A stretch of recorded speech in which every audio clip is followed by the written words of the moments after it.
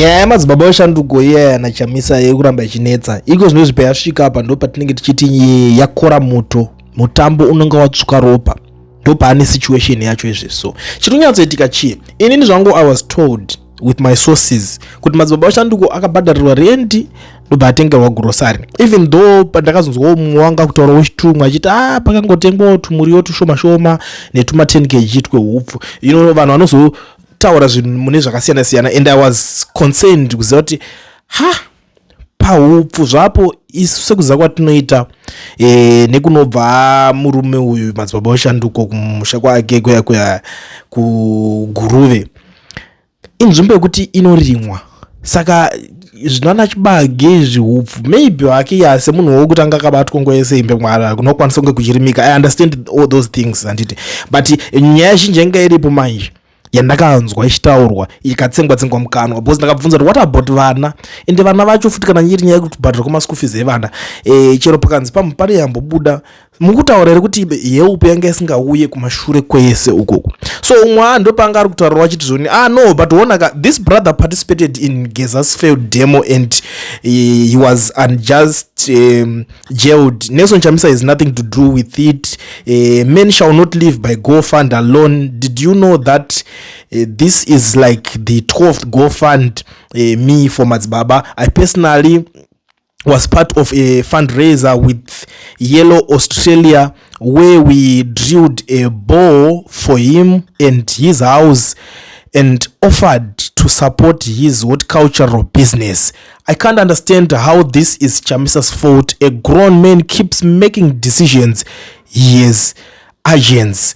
Ndo answer imwe ndandiri kupuwa nomwe munhu zvinekaurafu mukati, honestly speaking, but wona pamwe pacho yes pamwe munenge maita se mabatsira munhu maita se by the way kuna wangu wachibvunza namba dzemadzibaba eshanduko, I will give you the eco cash dzacho muzoona zvamunoita papa nezita racho rinenge richibuda. Just remind me, I will put them in the comment section. But toda kuti titaurirane pane nyaya iyoyi, because nyaya irimo mumastreets iri kunetsa pari kunzi vanhu havasi kuda kubatsira madzibaba eshanduko, ende munhu ari kunangwa ndichamisa ari kunzi why asiri kuda kuita se kubatsira. But inini helpo yandandakanzwa kuti pane zvakatobuda zvidikidiki hazvo, it is not that much, because at the end of the day tofanira kuziva kuti vanhu vacho havasi zvigananda, they are not rich, havanyatsowanawo andimukuibata. And madays aya akadarika kuti kwanga kune musangano wanga wakabhalansa wekuti vanhu vakawanda vaiuya nezvinhu pakanzi ndingaita problem yakadai so vanhu vaiuya vachibatsirikana, and futi kune vamwe vanhu vekutoti izvezvi ma-victims papolitics dzakaitika vakafirwa nedzimhuri dzavo. For example, there is this was it Chitsunge, National Talent Chitsunge, if I'm not mistaken, pazita racho akafa uGlenview, family yakatosara itori pama1 apatori na breadwinner wacho akafa takuda unoenda pamanguva ema-elections around 2022-2023 papo. Saka family ndosara ichiti ine chida kuwanawo something, andanguzonyatsikwanisa kunyatsona time yekuti tinyatsovabvunza kuti aufa zvinhu zvakazoita se zvakazoenda nepapo imwewo nyaya. So nyaya idzo dzese dzadziri kutaurwa zvichinzi ona kuna vanhu vakawanda kuti vanenge vachidaita sei vachida kubatsirwawo, but munhu akanga achibatsirikanawo nezvishoma zvinenge zviripo, I don't see any problem. But inini mazira ndenchiita madzibaba eshanduko munhu kuti ane musha wake, ane kumba kwake, yes imba yakabhombwa yakapiswa, but ndo zvinhu zvekuti vanhu dai vari kuita sei vari kubatsira pamwe chete votaurirana guys toita sei kuti toyeopa to rebuild his home. Kana patonewo kana ka 2 room kacho karipo kuri ka 1 room vanhu otombowana pekurara, because pane pari padeni pake asingabhadhari rent. That way zvinokwanisa kuita se kunyatso make sense. But panapa paita an official statement iri kubudiswa na Chamisa wacho himself, pane anoti presidential spokesperson desk yake. This statement comes from Chamisa himself, but ane pari page raanobudisa, like for example wonzwa kuti information, if you want to hear anything about Nangagwa zvinotaura na George Charamba vane presidential spokesperson desk ravanobudisira information. So wataura kuti zvoni official statement madzibaba eshanduko, the facts. There has been a deliberate attempt to mislead the nation through false reports and unnecessary misinformation surrounding the solidarity extended to Madzibaba during his persecution and incarceration, as well as his visit to the citizen president after his release. The facts are simple.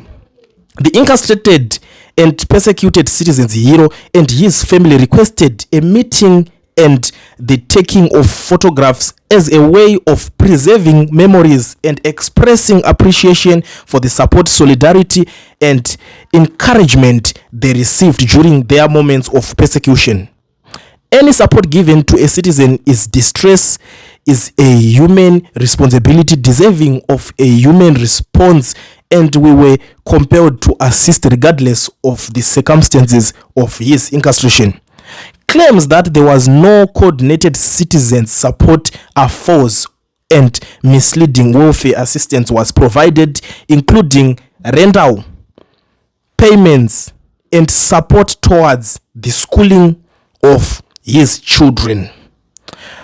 Throughout history, especially during difficult periods, citizens have stood with one another when support was scarce or unavailable. This case was no different.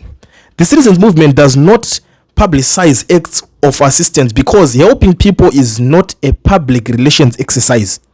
Gestures of goodwill must never be reduced to PR exercise for likes and accolades. The absence of publicity must never be mistaken for the absence of coordinated support.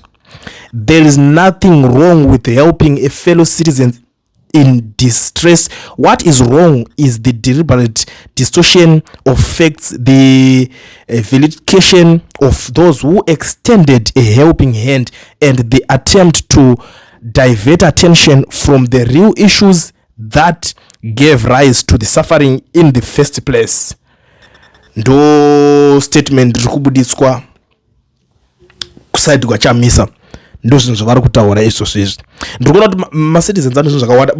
You know one thing about Mazimbabweans ndechekuti ende inini pese panotaurwa zvinhu ndakatozozvidzidzisa kuti panotaurwa zvinhu oro pari kuitika chinhu chimbopawo vamwe mukana unzwa kuti vari kuti kudi. So umwe ari kuti right, but he approached Hopewell stating his dire circumstances. This happened immediately after his visit to Chamisa.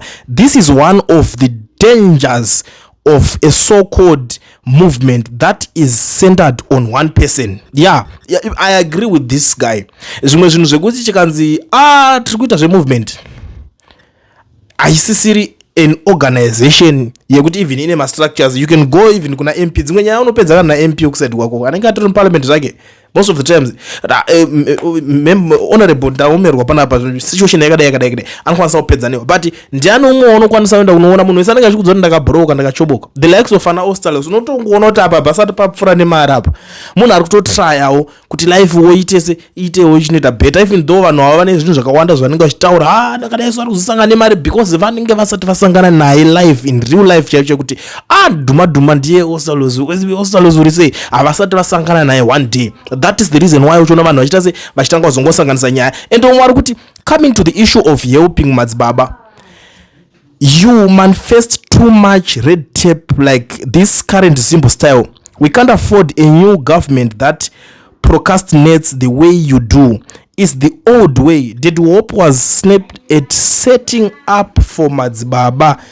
You take forever to help. This statement rabuda again as munhu wekuro, it's important, it's very important kuti munge muchiziva vanhu vakadaiswa because ndine pandakabhoridzwa chinzi mapromises anenge zvatozongowanda vachingonzi tichabatsira tizwewo chinchi, but I'm not here for that drama today. Ndingotaura zvangu ndikuona kuti I think vanhu vane zvinhu zvavanenge vachingotaura zvakasiyana siyana. And vari kuti I think it's imperative for movement to publicize the help it renders so that there is transparent. The movement is not an individual. Yeah, ndo imwe nyaya inenge iripo, but hey, there's no movement to talk about at the moment. Zvimwe zvese zvitingatoswerera tichingodzana nyambo kuti wazonzwa ningazodai wazonzwa ningazi nkazopedzerwa aita sei. Zvakawanda zvinotaurwa zvisingakwanisi kunge zvichipera, zvinotaurwa zvipere. To cut the long story short, saka saka ndo nyaya iripo vedwe, nyaya iri kunetsana vanhu ava vanhu vekuziva vese manje. Saka zvinonetsa kuti nyaya yacho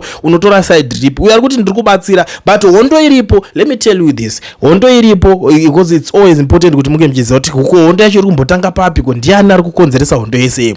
Hondo iripo ndeyekuti hopuweu ndiye atigadzira gofund netimu rake kuti vaite sei vanenge vachinobatsira, but kuti gofund ravo rimeke sensewo vachinokwanisa kugadzirawo relevance pazvinhu zvavo zvavari kuita, zvinoda kuti vaite sei vaite vachinokobora Chamisa mbijana kuti zviite sei zvipay attention, which is a good strategy, because vanhu vekwaChamisa nevamwe vasiri vekwanhingiriki vanokwanisa kuti kunzwawo tsitsi wofila sympathy wokwanisa kubatsira munhu. But zvaakuita kunge manje uyu Madzibaba weShanduko asiri grateful, akusiyiwa ari pakati pake ega. Zvakutanga pamwe ari kuenda masaidi ese, akaenda kuna hope oenda kunani kunana Chamisa kwacho achida help both sides. Ndo nyaya inodzoka yonetsa ipapapa. Saka zvokuti unongoziva kuti pakatoshaya wisdom iri better, the end up vese vakuramwa, because uyanenge kuti but ndikuenda kuna my president uyo my journalist uyo anondibatsira kubva kudhara uyo anondidai, so ndo panodzoka ponetsera nyaya yacho ipapapa. But thank you so much. Ameno kuti mimi munoitoro sei nyaya iyoyi pairi, ndangoti ndingoonesana nemi tingozivisana zvinenge zvichingoitika, but ndisandaenda zvangu regedza ndibva ndingoshandisa mukana uno kuzivisa maZimbabweans ese vari munyika yeSouth Africa nevari kudawo kuregisterwa macompanies nekuvhurirwa maFNB business account. Inzwa wakashamari, kana uchida kuregisterwa company usina permit, ungori nepassport chete, gara wabata education research panamba dzavo dzinenge dzichibuda on the screen, woita diri rako. Mazuva ano zvazvo zvekuita zvemabusinesses unongonzwa kuti ona zviri kuitika mazuva ano, kwakadai kuri kumhanyiswana nhingi, vanokudzvanya uri pabasa, mabasa ndo zviri kurwirwa. It's time to create your own jobs. Yakadarika nguva yekuti murambe muchingorely namabasa evanhu. Saka kuti ugare uchiita basa rako rakarongeka, ivawo une bank account, business account FNB business account yako yakanaka necompany registration zvakarongeka, wova munhu ane order. So anditi saka gara wabata education research ikuitire zvinhu izvozvo. Zvakare ndiri kunzwa kuti kune rimwe dhiri rimwe haso riri kupisa patown, vanhu vari kuda kuti kuita mabusiness euber, tinoita seti chinotake a lot what. It's very important futi.